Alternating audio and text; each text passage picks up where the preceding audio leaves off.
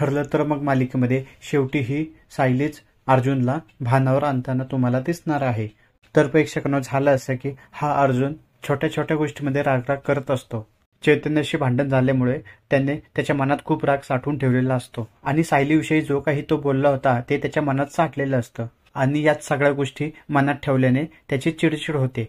घरी आल्यानंतर सुद्धा ही कल्पना त्याला जेवणासाठी सांगत असते, परंतु हा अर्जुन खूप चिडतो आणि बोलतो की मी आता लहान नाहीये, एकदा सांगितलं ना मला भूक नाहीये। तेव्हा कशीबशी ही सायली कल्पनाची समजूत घालते।